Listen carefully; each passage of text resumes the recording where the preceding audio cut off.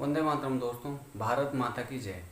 मैं अंकित कुमार आपके अपने YouTube चैनल भारत सेवा पे आपका स्वागत करता हूं। दोस्तों, एक निवेदन आपसे करना चाहूँगा। यदि आपने हमारे YouTube चैनल भारत सेवा को सब्सक्राइब नहीं किया है तो कृपा करके सब्सक्राइब कर लीजिए। देश के हित में, विश्व के हित में, मानवता के हित में यहाँ से सदैव आवाज़ बुलंद की जाती है। इसलिए चैनल को सब्सक्राइब कर लीजिएगा और नोटिफिकेशन बेल को क्लिक करके वीडियो को लाइक, शेयर, कमेंट करना मत भूलिएगा। आपको पता है, पूरे देश में जनसंख्या नियंत्रण को लेकर के तमाम सामाजिक संगठन प्रसार कर रहे हैं कि इस देश में जनसंख्या नियंत्रण बिल लागू होना चाहिए, जनसंख्या नियंत्रण बिल संसद में पास किया जाना चाहिए। अब कुछ राज्य सरकारों ने उस विषय में प्रयास करना शुरू भी कर दिया है, जैसे उत्तर प्रदेश की सरकार ने किया है हाल ही में। अब नया मामला क्या है कि केरल की सरकार ने, केरल के एक चर्च ने एक सूचना जारी की है। उसकी प्रचार समिति जो है उसने एक सूचना जारी की है क्या कि 2000 के बाद, सन 2000 के बाद जिन वैवाहिक जोड़ों के 5 बच्चे हैं या उससे अधिक बच्चे हैं तो उसके लिए उन्होंने एक विशेष स्कीम लागू की है। क्या? क्योंकि ये संगठन कर सकते हैं, हिंदुओं के लिए कुछ नहीं करने वाले, सब अपने अपने करने वाले। और हिंदू क्या करेगा? हिंदू तो टैक्स देने वाला है, वो तो 2 ही बच्चे पैदा करने वाला है। उसे जनसंख्या घटे, जनसंख्या बढ़े, उसका काम केवल चलना चाहिए। देश चाहे गर्त में जाए, उसे कोई समस्या इन चीज़ों से नहीं है। खैर, अभी सुन लीजिए, फिर आपसे बात करता हूँ। केरल के कोट्टायम जिले के पाला में एक कैथोलिक चर्च है। वहाँ के चर्च ने घोषणा की है, वहाँ का एक व्यक्ति है, उसका पादरी जो है बिशप मार जोसेफ कुट्टियांकल उसका नाम है, उसने यह घोषणा की है। क्या घोषणा की है कि सन 2000 के बाद जिनके 5 अथवा उससे अधिक बच्चे हैं उनको वित्तीय सहायता और शैक्षिक सहायता प्रदान की जाएगी। कैसे? अगर किसी व्यक्ति के 4 से अधिक बच्चे हैं, 5 बच्चे हैं या 5 से अधिक बच्चे हैं, उसको प्रति माह 1500 रुपये की, 1500 रुपये की आर्थिक सहायता प्रदान की जाएगी।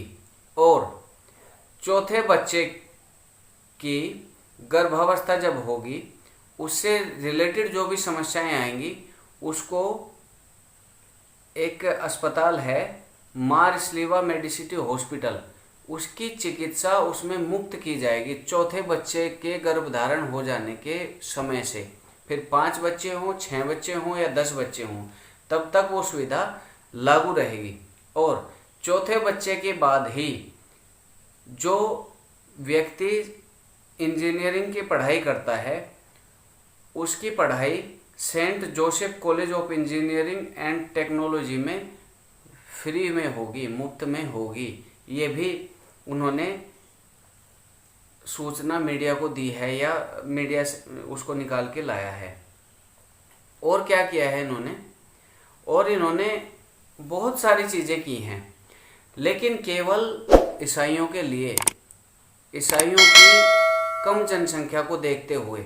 हालांकि इस बयान में उन्होंने ये भी कहा है कि इससे ईसाइयों की जनसंख्या बढ़ाए जाने का कोई मतलब नहीं है। ये भी उन्होंने कहा है। उन्होंने ये कहा है कि ईसाइयों की जितनी जनसंख्या है वो पर्याप्त नहीं है, कुछ संप्रदायों की जनसंख्या बढ़ती ही जा रही है, इसलिए हम अपनी जनसंख्या को ध्यान में रखते हुए यह निर्णय लेना चाहते हैं। और उन्होंने ये निर्णय लिया है।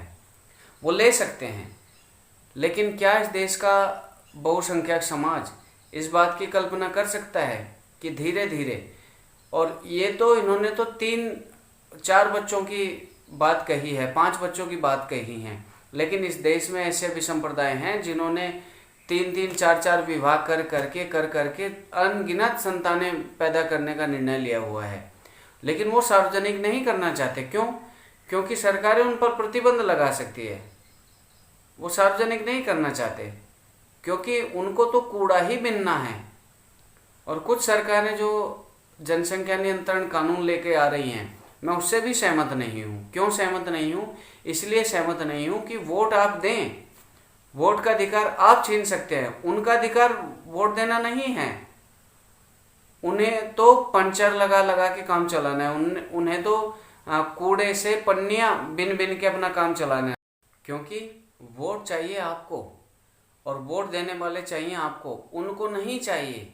उनको केवल अपनी संख्या बढ़ानी है, और जब उनकी संख्या बढ़ जाएगी तो इस देश में क्या होगा ये मेवात, हरियाणा के मेवात से भी आप सीख सकते हैं, इस देश के जम्मू कश्मीर से सीख सकते हैं, इस देश का बंटवारा करके बने एक राष्ट्र पाकिस्तान से सीख सकते हैं। ऐसी एक घटनाएं नहीं है, ऐसी सैकड़ों तरह की घटनाएं हैं, उनकी मैं चर्चा यहाँ नहीं करना चाहता। लेकिन इस देश के टैक्स पेयर से कह देना चाहता हूँ